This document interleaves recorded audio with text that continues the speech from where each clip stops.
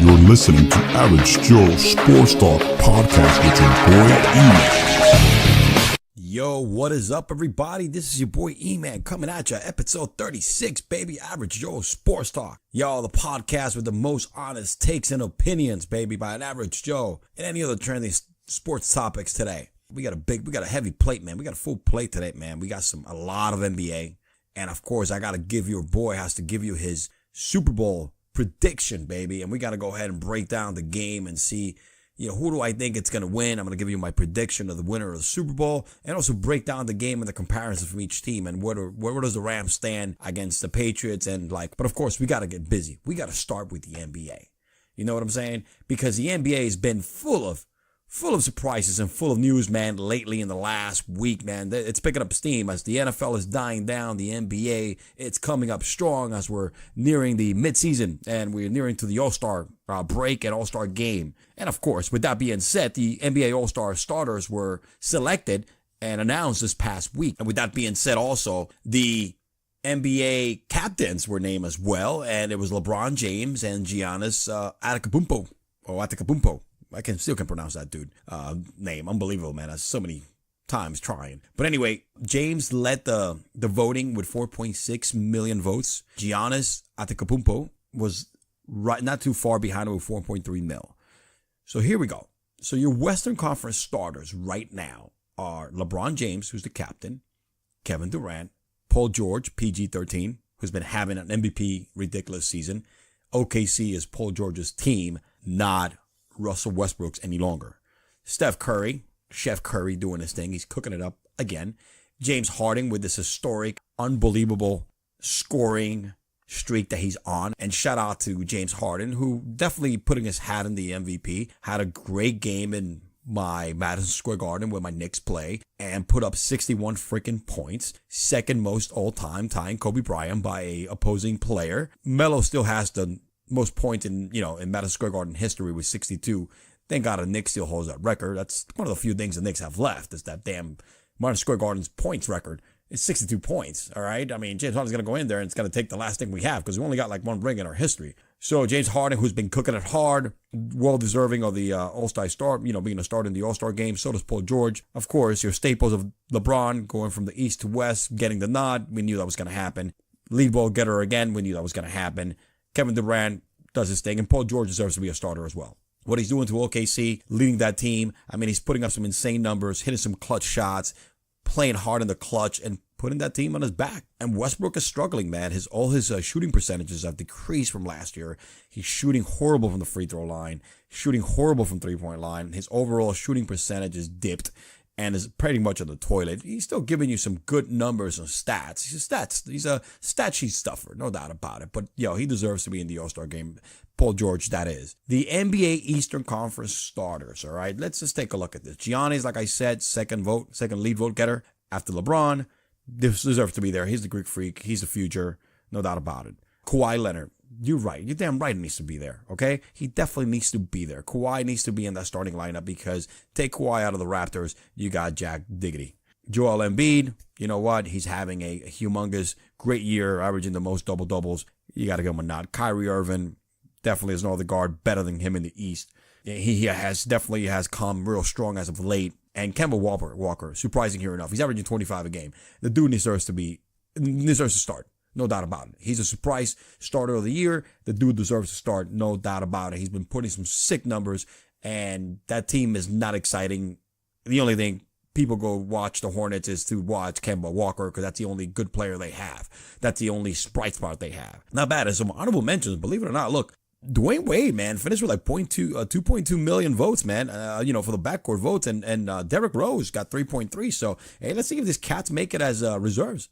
Not bad. And Luka Doncic actually was one of the biggest surprise as he wasn't named a starter, but had the second most votes in the Western Conference front court. Not bad. Not bad at all. And now they're going to have this televised, where they're going to pick their teams. They LeBron goes out there and kind of like, playground style. LeBron's going to, I think he's going to get picked first because he has the most. Gianni comes and picks another player. So it's going to be interesting how these cats pick their teammates. And it's actually got to televise it in February. So, yeah, man, I'm cool with that. I'm okay with both of these starting lineups for the All-Star game. I think they're solid.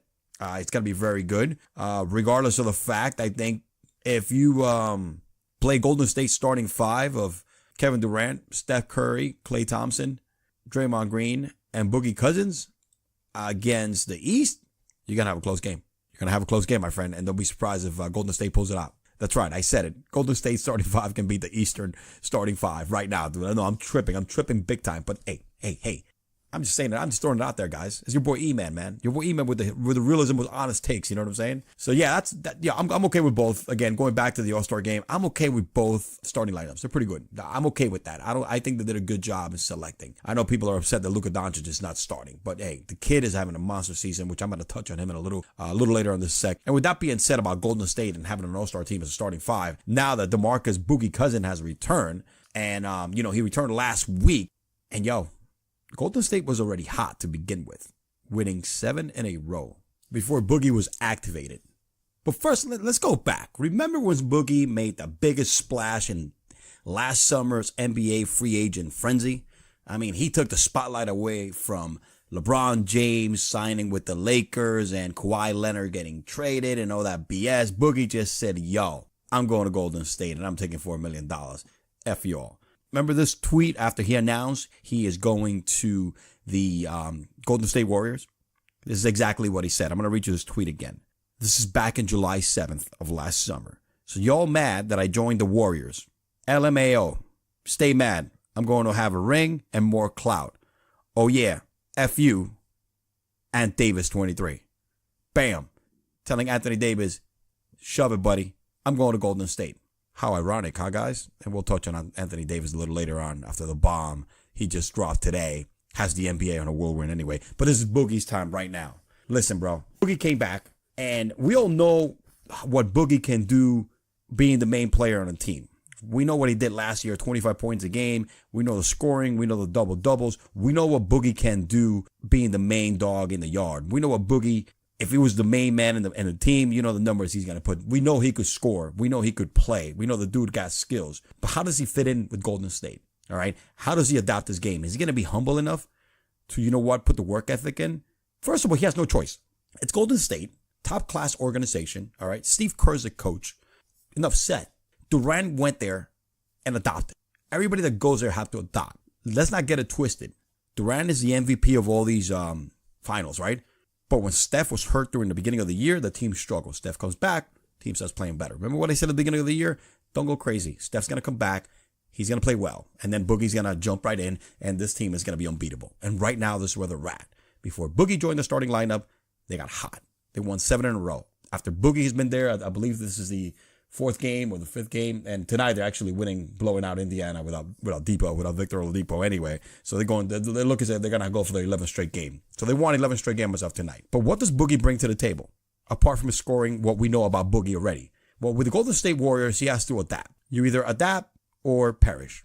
Pretty much that's it. What he brings to the Warrior is, forget the scoring, is his toughness, that bulliness, the ability to, a big wide body to set some screens. He has insane passing ability for a big man.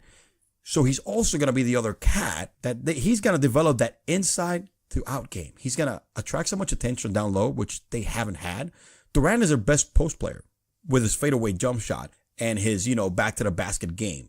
You know what I mean? Like Draymond is their best passer, but Draymond doesn't play the post game. Boogie is your legitimate post present when he comes to the offensive side. And the dude has already seen, he's made some insane passes, from down low and out. He could run the floor, and he's still not even in shape yet. Him setting the screens and picks, he's going to level these cats. The toughness, the bulliness. Oh, yeah. And did I mention? No, I didn't mention. I want to mention it now. He's another stretch big. All right. He's another stretch big that could definitely hit a 3-pointer, the outside shot, and stretch the floor even more. All right. So you got Durant, who's going to hit from the outside. You also got Boogie that can hit a 3. I mean, he hit 3 in the first game when he started. That's just not fair for the rest of the league. But Boogie is in Golden State. Golden State had just put the whole league in notice. Now the Boogie is on. So both Golden State may run the tables, man. I don't say they're going to win every single game, but Golden State's going to run the tables. And let's look. Boogie, and I'm only going to give you stats until Monday's game. Right now, Boogie has hit an average of maybe 18 minutes, 20 minutes a game, playing 18, 23, 24, 21, and 15.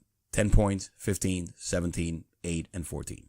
So he came back on Friday, a week ago. He had 14 points, 6 rebounds, played 15 minutes, 3 out of 4 from 3. He's shooting 54% from 3-point line, all right? He's taken, 6, 7, he's taken 11 threes, and he's hit 7 of them. This is a center, ladies and gentlemen, okay? He's shooting 44% from the field. All wins by the Golden State Warriors. Huge game against Boston, all right? 15 points, 8 boards, 3 assists, 3 steals. Again, he's doing a little bit of everything. This is what he brings to the table. And this is going to be his kind of game. I think they got to get Boogie to maybe play 30 minutes in the playoffs. That's when he's going to come in. Look, today so far he has 10 points, 6 rebounds, only played 18 minutes, had his best game. Hey, it is what it is. I mean, there's still like 8 minutes left in the game playing Indiana. They're blowing them out.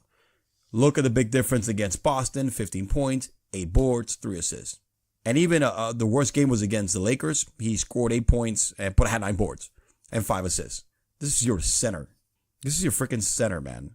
Then blew out the Lakers 130-111, played 21 minutes. Hasn't played more than 25 minutes all season long as they're inching him in. Yes, like I mentioned earlier. The Warriors just put the whole league on freaking notice, bro. What everybody was going crazy about, that the NBA has been ruined by Kevin Durant. Oh, Boogie now ruined the NBA again. They might be right. But stop hating the damn team, bro. At this point, I'm not going to say you got to hate the game, you got to hate the player, because everybody wants to go to Golden State, win a championship, and then get their money somewhere else. But it is what it is, man. Everybody had a shot at Boogie. People did not want to sign Boogie. Of course, his baggage, history, but because of his ACL tear, nobody wanted to risk on Boogie. Everybody had the same opportunity the Warriors did, so don't hate the Warriors. Hate your own damn team for not going after Boogie. But the Warriors, they were the favorites to begin with without Boogie before he even stepped a foot on the court. Now they are for sure edge and stone winning the freaking NBA title. That's it. We not even have to discuss it anymore. The NBA has just been put on notice by Demarcus Boogie Cousins and the Golden State Warriors. And talking about ironic, Golden State Warriors, Boogie Cousins. Remember he said, F you, Ant Davis? Yo, I'm going to get more clout. Anthony Davis decided to tell this team, hey, bro, I want to get traded. I am not going to sign with you guys next year. I'm giving you plenty of notice. Do what you need to do. Get something out of me. Trade me. Give him props for that. I give Anthony Davis props for pulling a Carmelo Anthony when he wanted to get traded from the Nuggets. Made it publicly known. I give him props for that. I give props for Kawhi Leonard. A Kawhi Leonard move too, saying, hey, listen, I'm not going to sign with you guys. Go ahead and trade me. Look, I don't mind. It sucks for New Orleans, for the Pelicans, because nobody goes to that freaking arena unless to see Anthony Davis. But you got to give Davis credit by telling them in advance and not staying quiet, finish out the season, and then boom, going out. And then the team doesn't get anything in return. He's telling them, look, trade me while I have value, guys. That's what he's trying to say. I'm looking out for you because I'm not going to play here anymore. I don't want to play here any longer. Give him props. Give him props. As we all know, let's go back here a little bit earlier during the year. He signed with Rich Paul's agency, Clutch Sport, a.k.a. LeBron's agency. Earlier, LeBron, during the year, tweeted that he would love to play with a big, with great talent like Anthony Davis. And yeah, it's been a lot of the whole collusion talk, you know what I mean? Earlier, since LeBron tweeted they wanted to play with Ant Davis. So, hey, right now, the NBA is put in a frenzy because everybody and their mother is trying to figure out where they're going to trade him. To me, of course, he signed with Clutch Sports. Lakers is probably the team that he wants to sign with. So I don't know if he's going to direct the Pelicans to trade him to the Lakers. The Lakers do have plenty of trade value to get for Mr. Davis. Their biggest piece is Kuzma. That's the one that I would try to hold on. But if you don't put Kuzma in the trade, it ain't going to happen. Ingram, Ivica Zubac, with good young center. And what's the other guy? Broke shot, jump shot. Lonzo Ball, who's injured, by the way. I don't think nobody wants this cat. I mean, they already have a nice point guard, I believe. So anyway, they got enough pieces to put a nice package for Ant Davis, and it's gonna have to include Kuzma, Ingram, and Lonzo, and probably Zubac. So, and the number 1 pick, by the way, First round pick too. You got to throw a first round pick in there with some good value to get Anthony Davis. I think the Lakers have enough veteran players to put in around these cats. With Josh Hart's and KCP and Beasley, Lance, the Dans, a whole bunch of other players. They could definitely bring people in and fill in the starting rotation when they trade all these cats. I think trading Kuzma will be a huge mistake, but you're not going to get Anthony Davis as Kuzma's not in the deal because nobody's trading him for Alonzo Ball and Ingram. Ingram is a good piece, not a superstar in this league, but he's a solid starter. Broke shot, jump shot, Lonzo Ball. I have no idea what the hell this kid's going to be in the NBA. To me right now, he's a complete bust. All right, a complete freaking bust, which we all knew that was going to happen. A guy that shoots like that's not going to make it in the NBA. You know what I'm saying? So, and it's funny, earlier with all this drama going on and every sports radio talk show head is on fire trying to figure out where he's going to land and what deals can be made. Is it going to be the Celtics? Celtics have some pretty nice pieces, man. Rozier. Tatum. For real, man. You could even let go to Kyrie if you want. But they do have a lot of pieces, man. Rozier. I can't even mention right now. There's so many pieces they got that they could trade for him. So, hey, I think the three teams, those are the two top teams. And the dark horse in there that I think can trade for Anthony Davis will be my New York Knicks, Get rid of Knox, Trier, Trey Burke. You got Vonleh, you got Robinson, you got a lot of young. I may even trade the number 1 pick this year, man. You know what I'm saying? Zion Williamson for Anthony Davis. I don't know. Davis, I don't think he wants to come to New York, man. He wants to go to LA. He's probably buying a crib in LA. He spends a lot of time in Los Angeles. You know what I mean? I'll guarantee you, him and LeBron right now, they're both injured. They're probably out there, and LeBron's taking how LeBron takes those last videos, those short stories, and Instagram, him drinking wine. The Chateau 1975. Merlot, Mojo Bojouli, whatever the French crap he's drinking. Somebody that did not have nothing growing up, man, he's definitely adapted to the fine life and the fine wine real quick in his career, in his life, Mr. LeBron James. But anyway, they're both probably hitting the wine, chilling in his backyard, having some Grey Poupon over some French bread and some baguette, talking about, yo, man, we're going to run the tables when you come to LA. But LeBron, don't even trip, dude. He's the guy, the puppet master, pulling the strings between Rich Paul, Clutch Sport, and the Pelicans to get Mr. Davis the F out of New Orleans and into the Lakers. No doubt about it. And it's funny because the Pelicans put out a notice earlier today saying that the Pelicans, want the NBA to strictly enforce tampering rules as they deal with Anthony Davis trade requests. So in their statement, the organization said that they are disappointed in Davis' decision to be traded from the team. They also requested that the league strictly enforce tampering rules associated with this transaction. In other words, they're telling LeBron, yo, dog, stay in your lane. Get off it, kid. Get off it, man. Because we're going to go ahead and pursue legal damages on your ass. I don't know. That's me just in my own New Orleans front office Pelican way. But yeah, this is huge, man. Anthony Davis just put the NBA in a freaking frenzy right now, and it's buzzing again. It's not even July during the free agent season. So anyway, Anthony Davis demands a trade. He's with Clutch Sports. Will he end up with the Lakers before the season's over? It remains to be seen. And yes, the Lakers are definitely the favorite. And let's close out this NBA segment, bro, with I gotta get on the Luka bandwagon. The Luka Doncic bandwagon just keeps rolling and rolling and rolling. Full steam ahead. Bro, this kid is unreal. I've done more segments. This is the player that I spoke most about this whole season so far. YouTube video. I think I've done like 4. This is the 4th segment I got Luka in because the dude keeps impressing me and keeps impressing the league. This kid, and I said he's going to be the best foreign player of all time and top 10 fairly soon. Yo, I know the sample size right now is small. But listen, right now, the kid will be top 5. Pretty damn soon in the league. Damn. Damn is all I can say. 2 triple-doubles in the last 4 games. He becomes the second youngest player to average triple-double. I think Lonzo actually had the first one. He's averaging 20.5 points a game, 6.9 rebounds, 5.4 for the season so far. Last 10 games, 24 points a game, 7.8 rebounds, 7.2 assists. These are LeBron freaking numbers. All right? I'm not comparing to LeBron. Different players. Luka shoots a jump shot, has a step back, passing ability, both on point. Same one. I give that. Luka better shooter. LeBron better post player and more athletic. by far. No, he's no LeBron James. He's a different player. But at 19 years old, the kid is doing work. And yesterday, 35 points, 12 rebounds, 10 assists, second triple-double in 4 games. Listen, he becomes the youngest player ever to have a triple-double with 35 plus points. That's exactly what it is. That's exactly what that is. Enough said. Previous game before that, 32 points. He had back-to-back 30-plus games, 8 rebounds, 8 assists. Dallas wins. The game before that, 17, 6 and 7, 7 and 6. Dallas wins. And Dallas is staying in there, competing for that 8th spot. And even the game, and then when he had the first triple-double, 18, 11, and 10. 18, 10, 11, I'm sorry. They lost, and it was a close game. It was a very close game. So let's take the last 4 games. The last 4 games, he's had 2 triple-doubles, averaging 25.5 points a game, 8.5 assists, and 9.5 rebounds, shooting 43%.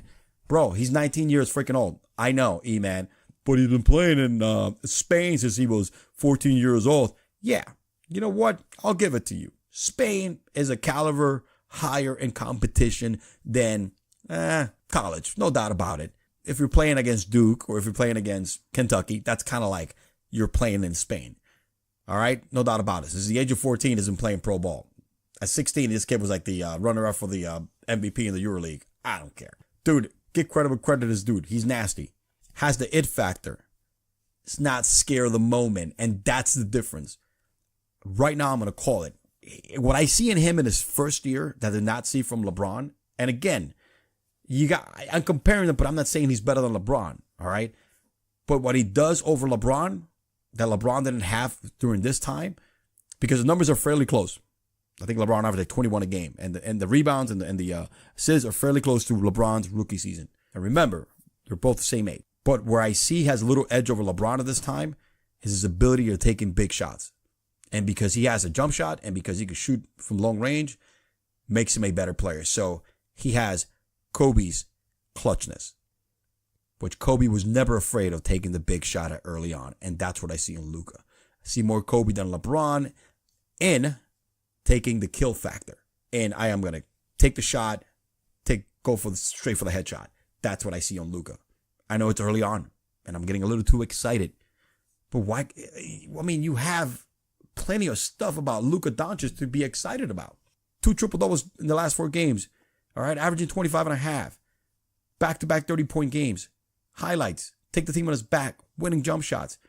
Take the last 7 shots of the game. Doing his thing. Bro, the kid is nasty. Dude, his free rolls are spinning, baby. He's doing his thing. Luka is the real deal.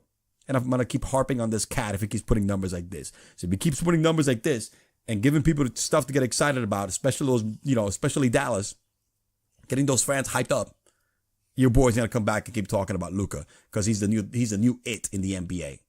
The kid has it, and he's going to be here for a while. No doubt about it, dude. Top 5 in the NBA pretty soon. I'm telling you, bro. I'm just being real. Luka is the real deal. And the most anticipated game of the season happened this past Saturday. The NFL Pro Bowl, baby. What everybody looks forward to right before the Super Bowl. I'm just kidding, folks. I'm not even going to touch on the freaking 2-hand touch game that happened last Saturday. I just wanted to throw that in there and get some laughs. Man, forget the Pro Bowl. They should just cancel the Pro Bowl. Why am I even talking about the Pro Bowl? Why am I saying the words Pro Bowl right before my NFL Super Bowl prediction segment, all right? So without further ado, forget the Pro Bowl. Yo, NFL, Super Bowl, prediction, comparison, reactions. Up next. Let's get it.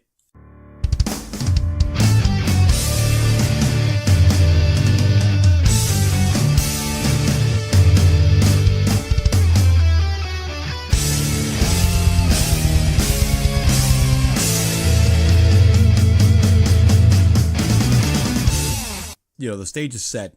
LA Rams against the New England Patriots.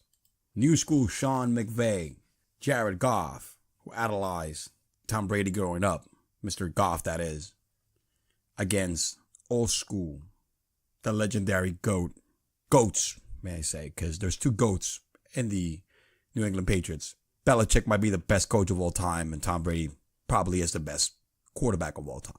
And I want to break down the numbers, all right? And the team stats and ranks, pretty much, right now, there's about 69% Vegas right now has 69% people picking New England to win, as opposed to 31% for the Rams.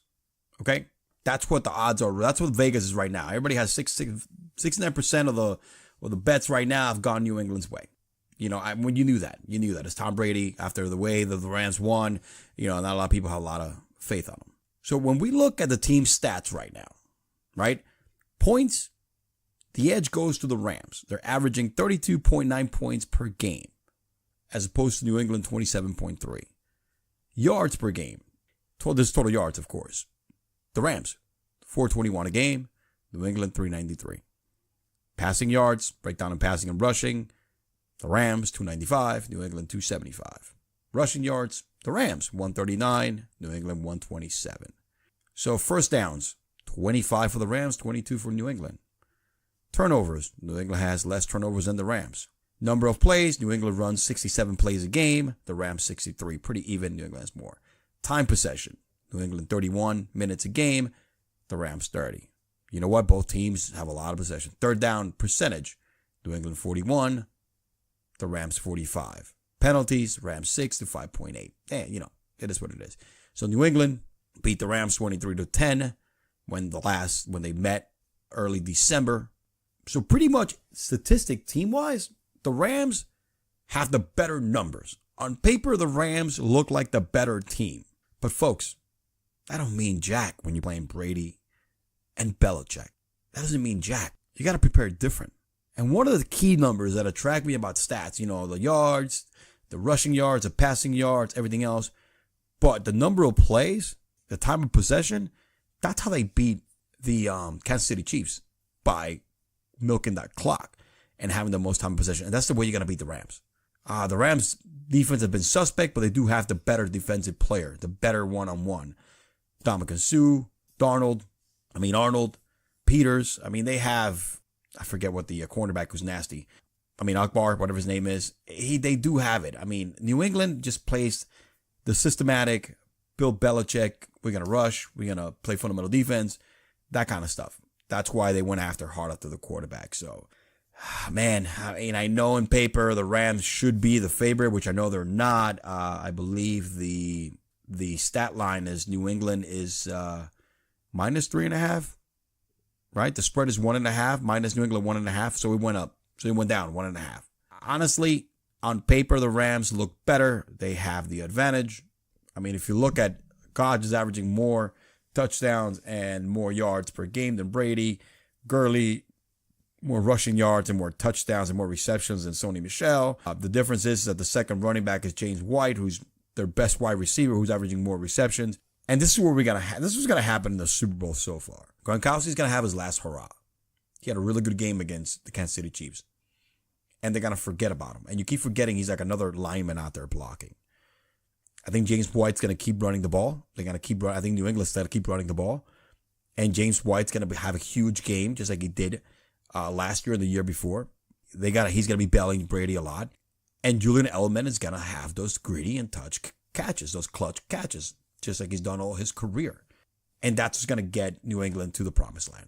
I think New England is going to win, not completely eliminating the Rams out of the picture. I think the Rams have a good chance of winning as any other team, but every time we say that this is the worst New England team they've ever had going into the playoffs, limping into the playoffs, and then winning a great Kansas City Chiefs team, even though it was overtime, then here we go again. Last year, hey, that was a tough loss against the Eagles. They had the whole Cinderella thing going just like the Giants did those 2 years, especially in 2008 when the Giants were how New England was so heavily favored and the Giants were so not favored at all. They were like the huge underdog all time. New England was going in undefeated, trying to be the second team ever to go undefeated and win the Super Bowl. So, hey, it didn't happen that way. 2 years. By the way, my Giants beat Brady. Anyway, that's not important right now. But the Rams have as good of a chance as any other team. Whether the Saints were a tougher matchup for the Patriots, probably. But I think the Rams has a lot of good weapons. Jared Goff is fearless. Todd Gurley did not show up in the last game. I don't think it's going to happen 2 consecutive games. And if not, they know that they could pivot to C.J. Anderson and do big things. Look, Robert Woods can get out deep. So can Brandon Cook, who played for them last year.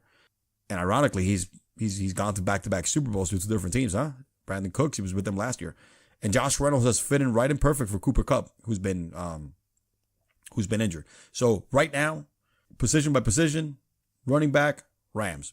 Receivers, Rams. Tight end, you got to give it to New England.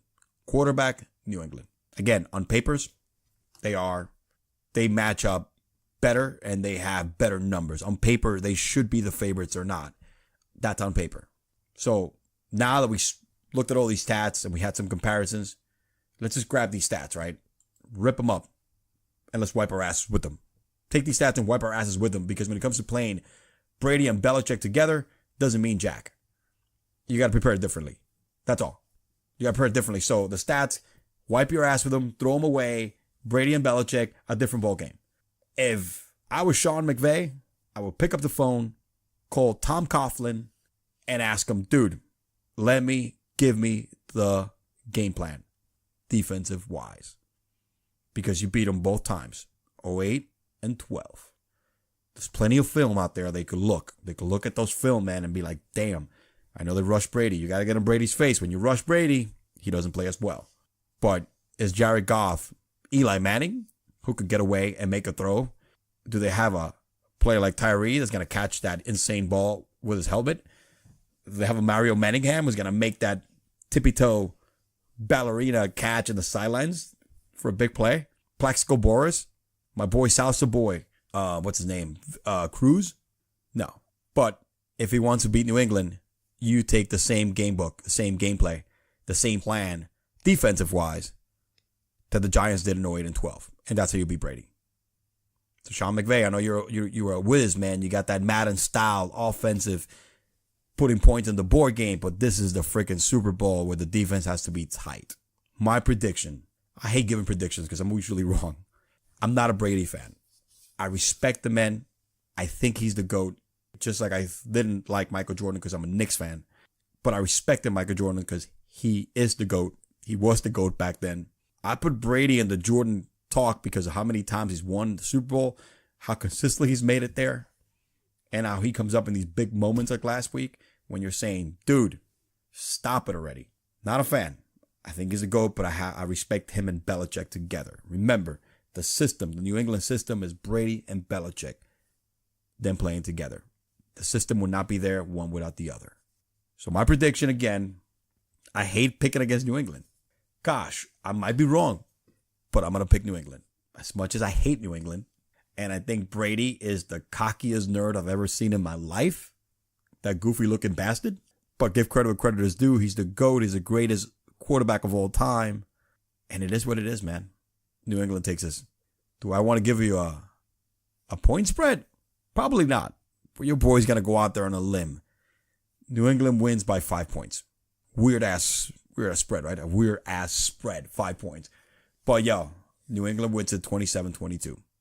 I know, a little low, right? It's only 49 points. I forget what the over-under is on this game. Let's take a look real quick before we actually shut it down. I have no idea. I'm not going to go into the over-under. Oh yeah, it's 58 points. 58 points in New England is minus 1.5. So I pick the under in this game, which I'm probably wrong. I did 49 points. But I am picking New England. Let's get ready. Let's get ready because I think either way it's going to be a great Super Bowl. I think it's going to be a good Super Bowl. It's going to be fun. I'm going to my boy J-Rock's house. Everybody remember J-Rock. He throws a killer Super Bowl party. And I'm going to be out there picking my squares, playing my FanDuel, playing my DraftKings, doing my thing, having some brewskis, having some good food. My brother's actually the cook who is going to be doing some killer dishes for that day and the usual. So, hey, great Super Bowl. Everybody enjoy it. New England by 5, 27-22. Your boy E-Man. Thank you very much for listening. Yo, if you haven't subscribed, please do so. For all my loyal listeners, thank you for listening one more week. Everybody that's new, social media, Twitter at the bottom. Please subscribe, rate the show, holler at me at Twitter. Let me know what you want me to talk about in these podcasts. You have any questions? Your boy's always here. You know what I'm saying? This may not be my first job, but it's my passion. I'm here to talk to you. I'm here to talk smack. I'm here to answer your questions. Thank you for listening. Your boy E-Man signing out. Peace. Oh.